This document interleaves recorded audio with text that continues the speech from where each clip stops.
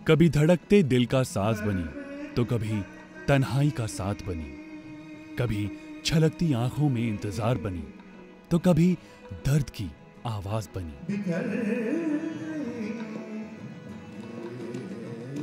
जिंदगी की हम कदम हम नवाज गजलें,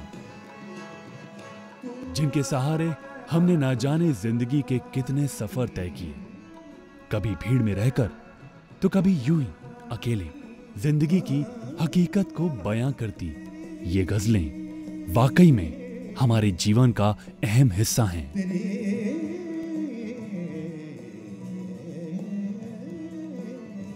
गज़ल वो है जिसमें शायर अपने दिल के जज्बात को डालता है, और अगर आप आम भाषा में उसको कहें तो आशिक व माशूक की बातचीत का मीडिया जो है वो गज़ल है।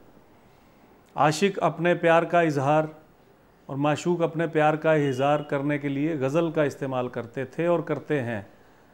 तो मेरे ख़्याल से गज़ल सैड भी होती है, रोमांटिक भी होती है।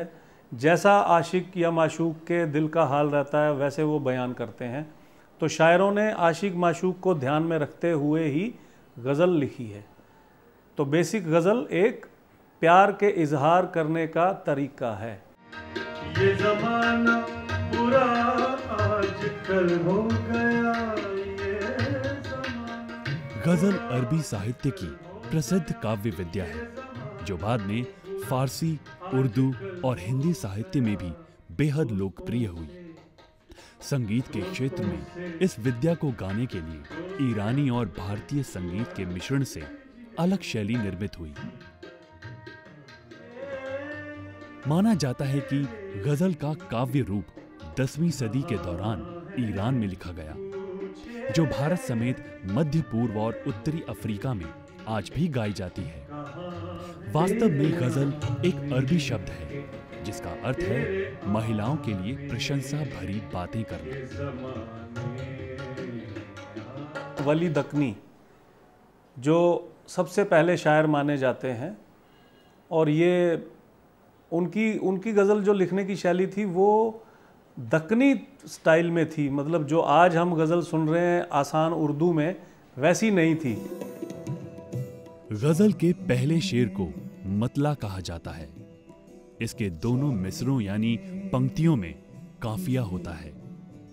अगर गजल के दूसरे शेर की दोनों पंक्तियों में काफिया हो तो उसे हुस्न मतला यानी मतलाए सानी कहा जाता है। किसी भी शेर के आखिर में आने वाले शब्द को रफीद कहते हैं। पूरी गजल में सिर्फ एक रफीद होती है और ऐसी गजलों को गैर मुरद्दफ गजल कहा जाता है।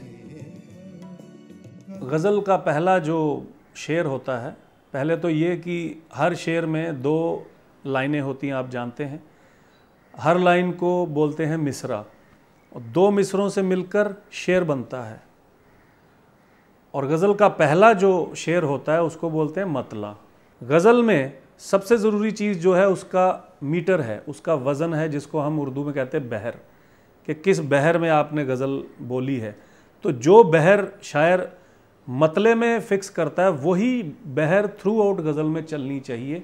उसमें अगर छोटी ई या बड़ी ई मात्रा की भी फ़र्क आ जाए तो गज़ल ख़राब हो जाती है। एक गज़ल में 5 से लेकर 25 शेर हो सकते हैं। गज़ल के बेहतरीन शेर को शाहे वैत कहा जाता है। गज़लों के 2 प्रकार माने गए हैं, मुअद्दस और मुकफ़्फ़ा। मुअद्दस गज़ल के अशारों यानी एक से ज्यादा शेरों में रफीद और काफिया दोनों का ख्याल रखना पड़ता है, जबकि मुकफ़्फ़ा गज़ल के अशारों में केवल काफिया पर ही जोर दिया जाता है। मिर्जा गालिब, मीर तकी मीर, फिराक गोरखपुरी, फैज अहमद फैज और दुष्यंत कुमार कुछ ऐसे गज़लकार हैं जिनकी शायरी और गज़लें कुछ अलग ही अंदाज बयां करती हैं। आगे जो शेर आते हैं उनको, वो तो नॉर्मल शेर हैं। एंड में जिसमें शायर का नाम, अपना नाम डाल सकता है शायर, तखल्लुस बोलते हैं उसको हम मक्ता बोलते हैं। तो इस तरह से गज़ल कंप्लीट होती है। गुलाम अली, मेहंदी हसन, जगजीत सिंह, पंकज उधास, पिनाज मसानी और तलत अजीज गज़ल गायकी के वो नायाब हीरे हैं जिनकी गाई गजलों को जिंदगी का आईना कहा जाता है। वहीं साहिर लुधियानवी, कैफी आजमी, राहत इंदौरी, गुलजार और जावेद अख्तर कुछ ऐसे आला तरीन गजलकारों में से हैं जिनकी शान में कुछ भी कहना सूरज को दिया दिखाने जैसा है। हमारी जो पुरानी गज़लें हैं उनको ना भूलें, वो अपने तरह की एक तालीम है आपके लिए।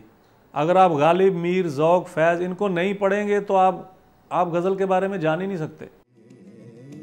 दिल में उठी कसक को जज्बात बनाती हैं ये गजलें। कभी होते हैं इनसे गुलजार तो कभी जार जार रुलाती हैं ये गजलें।